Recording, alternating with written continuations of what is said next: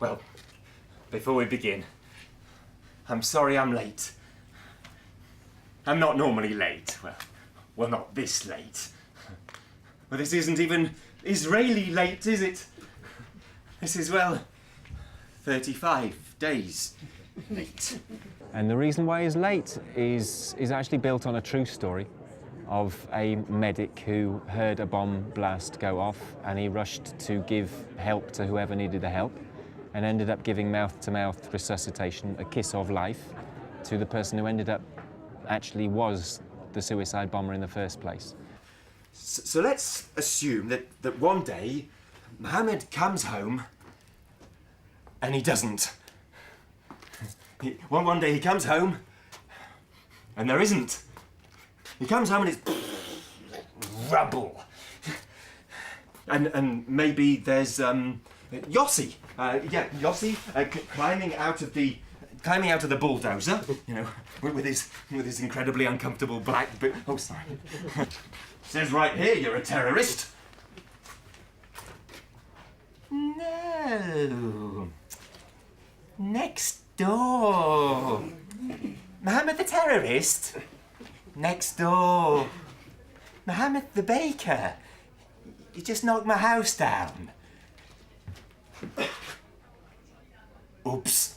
I still live in Israel. I've been there 8 years. I've got my family there. I love it there. And there's often this an attempt to separate who's performing from the play, but actually it's part of the same statement. So whilst at the same time I'm saying that there are very terrible things going on in Israel, well, any idiot knows that. Like, it's not something that we can pretend that everything's really great and there aren't people blowing themselves up. That is happening. But at the same time, I still live there. And so I think that's also a statement which is being made at the same time. And this man looks up at me and says,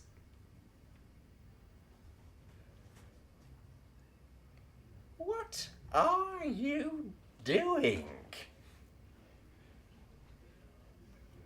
What am I doing? What are you doing? What have you just done, you terrorist? The idea of living in Israel and Zionism itself is no longer such a cut and dried, black and white, beautiful, romantic picture. The romance is still there, and I still have the romance, as does the character. I personally feel that the play is more about the tragedy of the romantic lover of Israel trying to hold on to his dream when it's just being blown up each time he tries to pick it up and it gets blown up. I mean, then you remember that the place where Mohammed ran round and then blew his legs off? Yeah, of course. Well, it just so happens that our daughter, Tally, had just gone to buy some sheet music from a shopping store, a music store, that just happened to be in that very shopping precinct. I mean, can you imagine? I mean, coincidence! I think to be true, it's actually been a show that for the last 2 or 3 years I've been trying not to do. I've been trying to avoid touching this subject and eventually found that I couldn't not do it. It's more this thing that one goes through in Israel, you listen to the news, there's been a bomb, you're terrified, you hear it's no one that you know, and then you're happy. And this relief at the thought that someone else got blown up instead of someone that I may know, I couldn't live with anymore. I needed to kind of, to keep feeling it. She'd come home only 5 minutes after I'd gone off to look for her.